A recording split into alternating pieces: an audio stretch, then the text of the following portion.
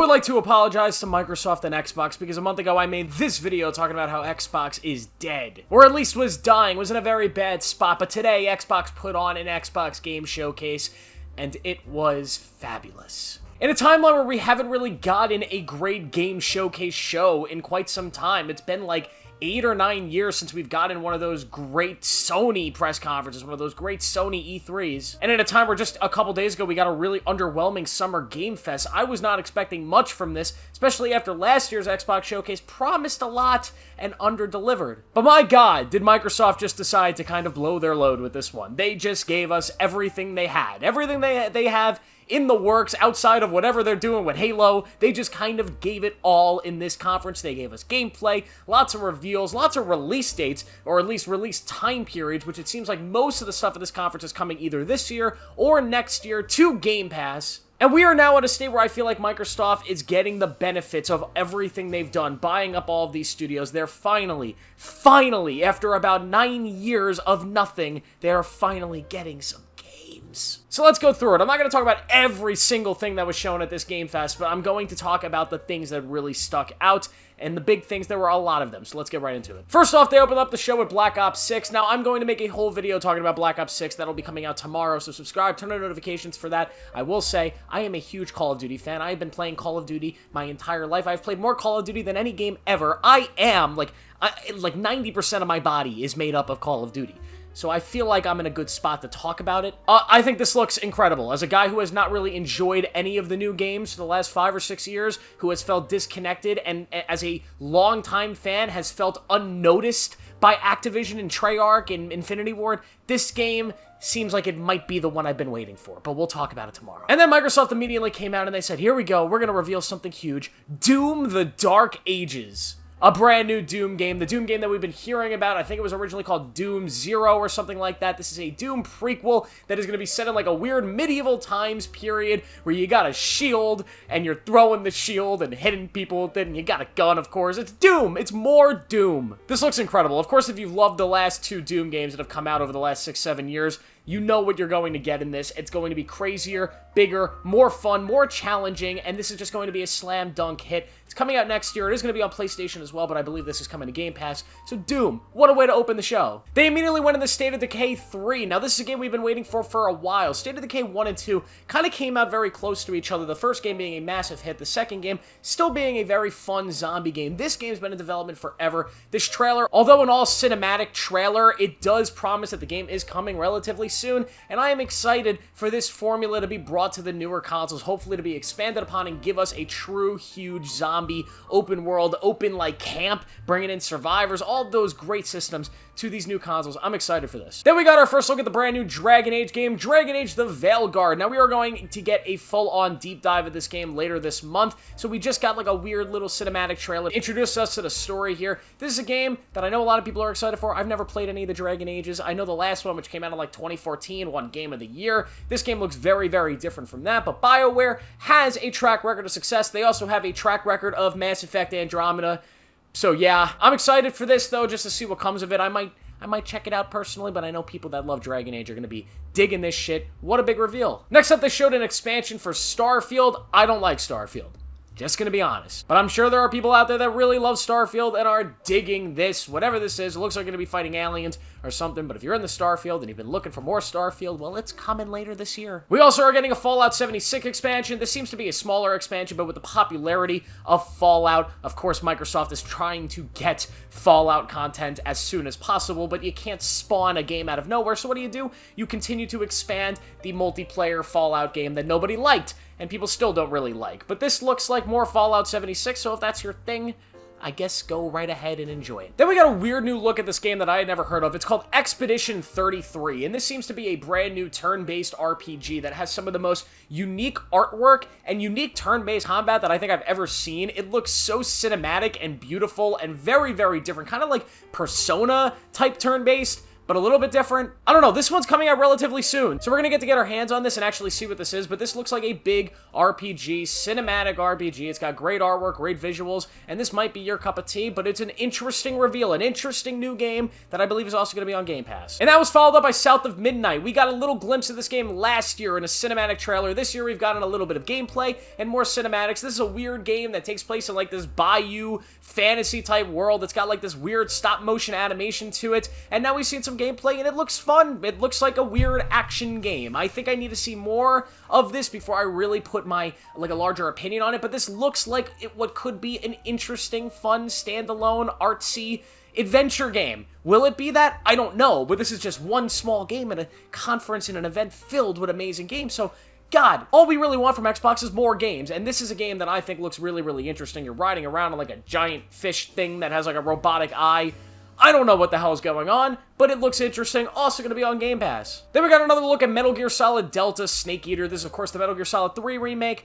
I have a lot to say about this, and I'll probably save for a bigger video at some point, especially a review. I'm the biggest Metal Gear fan, maybe alive. I love Hideo Kojima. Everything he does is brilliant. I'm very, very on edge about them making anything Metal Gear without him, but of course this is a remake. And something about this, it feels off, and I don't know what it is exactly. I know for a fact, I remember hearing that they didn't record any new vocals for this game or any new cinematics, that they're literally ripping the cinematics and the vocals out of the original game, which is like 30 years old at this point, which is just a strange decision. And the gameplay here doesn't, like, my assumption all this time was that it was going to be the Metal Gear Solid 5 gameplay, which is the greatest game engine and game system I think ever made, put into Metal Gear 3 and rebuilt around that game and that story. And it seems like that's not what that is. This seems more stiffer and more like kind of going back to the game mechanics of the original MGS3, which were great for the times, but have not aged particularly well. I don't know. I want this to be amazing. I really do. And then I want them to remake Metal Gear 1 if this is amazing. So that one could be even more amazing. But I don't know. There's something here I'm just so unsure about. And this isn't really an Xbox game either, so I'm not judging Xbox in this, but this is a game that I want it to be great, but I'm so worried. Then we got a new look at this game that's coming out in a couple months called Flintlock: The Siege of Dawn. I've never heard of this. I don't know anything about it, but it looks like a hack and slash, like Souls-like game.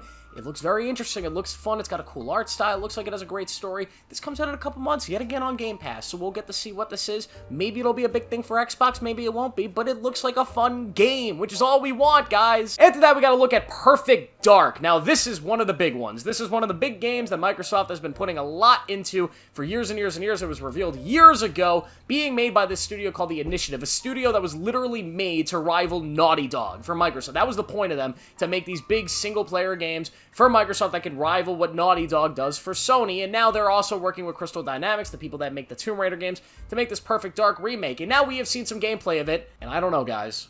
There's something off about this. The gameplay just does not look real. I don't want to accuse them of this being like pre-rendered cinematic bullshit, but I don't know what I just watched. It does not look like a game. Like, it looks like a cinematic first-person movie that just does not play as a game. I don't understand how that is playable. There's something really off about it. It's a cool world. Perfect Dark is awesome, and I want this to succeed. I think it's weird that it's first person. I wasn't really expecting that. I thought it would be a big third-person action game.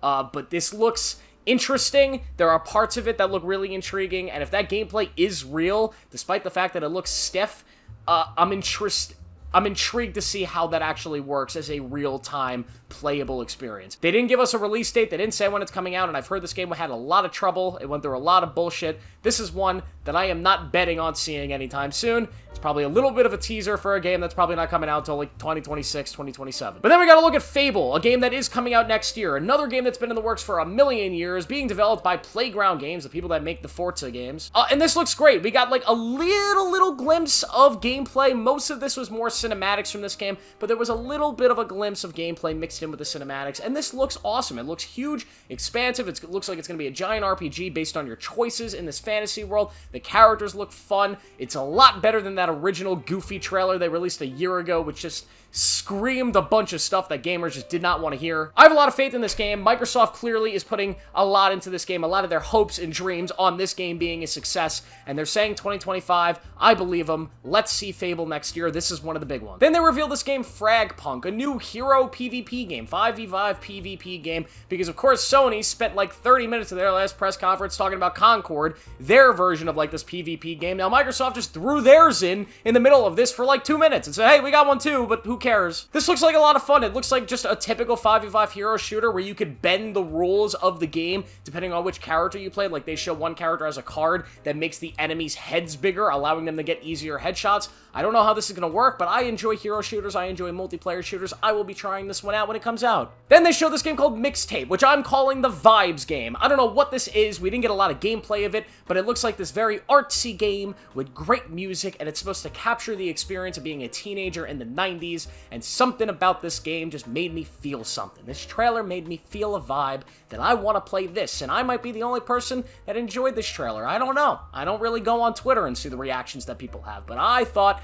this looked very intriguing. This looked awesome. It had that vibe that I want, even though I'm not a 90s kid. It looks like an experience I want to take. So that's another game coming out from Microsoft relatively soon. We got a big look at Indiana Jones, the brand new indie game coming from Bethesda, and my god, the little bit we saw of this game was better than anything Disney produced in the Dial of Destiny. I'm not the biggest Indiana Jones fan personally, and like the first-person aspect and the gameplay of this game doesn't look like my entire cup of tea, but at the same time, this is a game I am looking forward to playing. Like, also something I want to note, Troy Baker, I don't know if they mixed in vocals from Harrison Ford, but his impression of Harrison Ford, wow. He sounds just like Indy in this. It's incredible. This game looks like it's going to have a classic Indy story. You're fighting some Nazis, you're looking for some treasure, you're doing some crazy stuff. The first-person gameplay looks entertaining enough. This is going to be a big game. It's going to be a big seller, and I'm excited to get my hands on it later this year. It's another 2024 game on Game Pass. We got a new look at a new Soulsborne-like game called Wu Chang Fallen Feathers. This game looked colorful, vibrant. It had a very unique art style to it, but it looks like more